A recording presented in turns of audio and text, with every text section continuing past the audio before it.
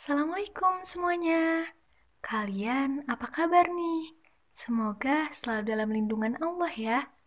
Perkenalkan, nama aku Jidah. Pada video kali ini, aku akan berbagi bagaimana cara mengimplementasikan nilai-nilai ekonomi syariah dalam kehidupan sehari-hari.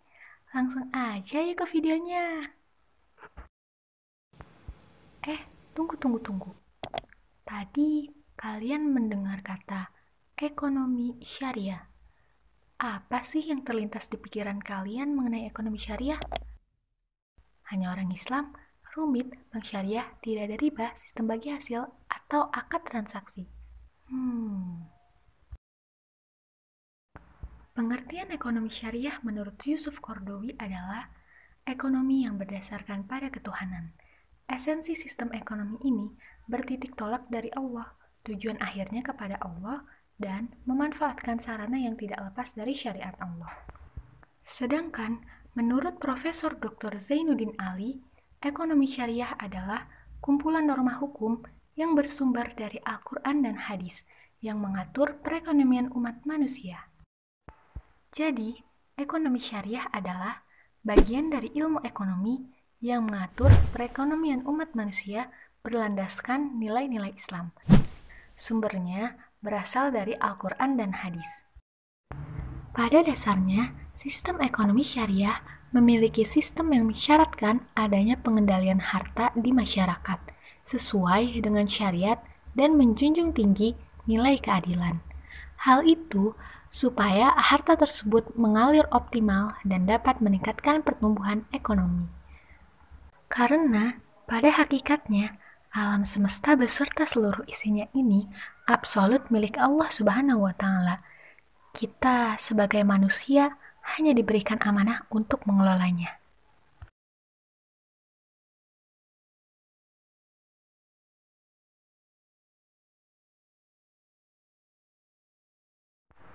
Menghindari riba. Riba atau bunga? Hei, bukan bunga yang itu. Oke. Riba dalam bahasa Arab disebut az-ziyadah, yang artinya tambahan atau suatu kegiatan pengambilan nilai tambah yang memberatkan dalam sebuah akad perekonomian. Dalam Islam, riba hukumnya haram, seperti yang sudah dijelaskan dalam surat Al-Baqarah ayat 275, yang artinya Allah telah menghalalkan jual beli dan mengharamkan riba. Kenapa sih riba itu haram? Riba diharamkan karena merujuk pada kelebihan dari jumlah uang pokok yang dipinjamkan oleh pemberi pinjaman kepada orang yang meminjam, dan di dalamnya terdapat unsur kezoliman, karena terjadi praktik perampasan harta terhadap orang yang berhutang.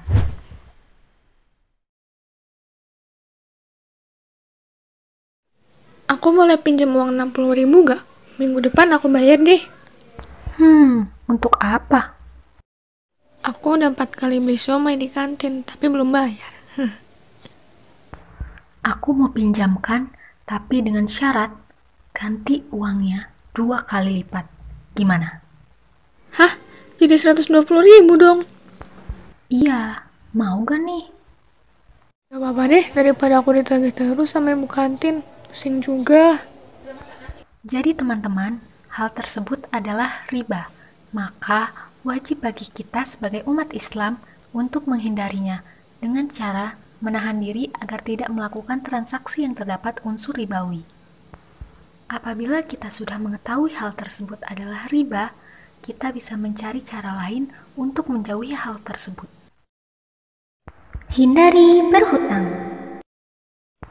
Menurut kaidah Islam, hutang memiliki makna memberikan harta dengan dasar kasih sayang kepada siapapun yang membutuhkan dan dimanfaatkan dengan benar, serta akan dikembalikan lagi kepada yang memberikan. Dalam Islam, hutang memang tidak dilarang, namun ada beberapa akibat jika kita tidak melakukannya dengan benar. Salah satunya yaitu merenggangnya hubungan persaudaraan. Maka dari itu, Jika kita membutuhkan sesuatu, harus disesuaikan dengan penghasilan dan pengeluaran kita. Atau, jika tidak darurat, kita boleh menabungnya terlebih dahulu. Tapi, jika ingin berhutang, harus mempertimbangkannya dengan baik dan niatkan untuk segera melunasinya. Menghindari goror. Goror menurut bahasa berarti bahaya, menipu, dan mendatangkan kerusakan. Sedangkan menurut istilah, goror adalah bentuk raguan, tipuan, atau tindakan yang bertujuan untuk merugikan orang lain. Hukum goror adalah haram, namun tidak semua goror itu haram. Goror terbagi menjadi dua. Ada goror kecil yang diperbolehkan dan ada goror besar yang dilarang. Lalu, bagaimana kita mengetahui itu termasuk goror besar atau kecil? Jadi, untuk mengetahui mana yang termasuk goror besar dan goror kecil, di sini ada beberapa syaratnya. Kalian bisa pause dulu videonya, lalu dibaca ya. Ada juga loh teman-teman, goror yang masih diperselisihkan, yaitu goror yang berada di tengah-tengah antara yang diharamkan dan yang dibolehkan, sehingga terjadi ikhtilaf di antara para ulama.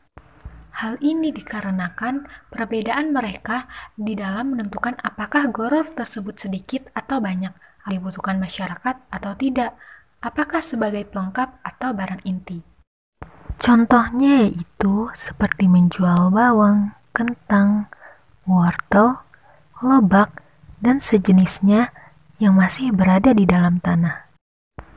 Jadi, sekarang kalian sudah dapat membedakan ya, mana goror yang diperbolehkan dan yang dilarang.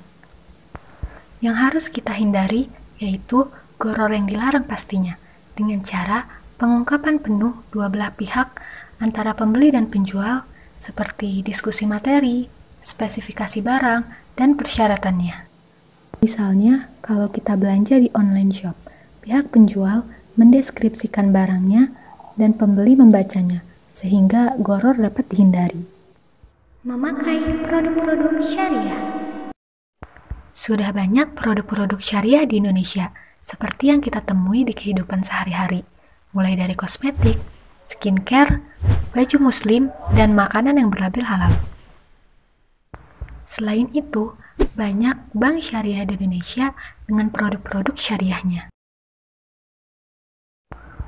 Misalnya, kita mau pergi belanja kosmetik, sudah tersedia produk kosmetik yang berlabel halal. Kalau kita mau pergi tarik uang, sudah tersedia bank syariah. Kalau kita mau menabung, sudah tersedia tabungan syariah. Dan masih banyak lagi. Sudah lengkap kan teman-teman? Jadi, tidak ada alasan lagi untuk tidak menggunakan produk syariah. Dengan memakai produk syariah, ekonomi syariah akan terus meningkat. Bagaimana teman-teman? Apakah sudah ada yang menerapkannya atau baru tertarik setelah menonton video ini? Komen di bawah ya. Bersama-sama kita membangun ekonomi syariah mulai dari hal kecil terlebih dahulu dengan menerapkan nilai-nilai ekonomi syariah dalam kehidupan sehari-hari. Saya Jidah, pamit undur diri. Mohon maaf apabila terdapat salah kata. Wassalamualaikum warahmatullahi wabarakatuh.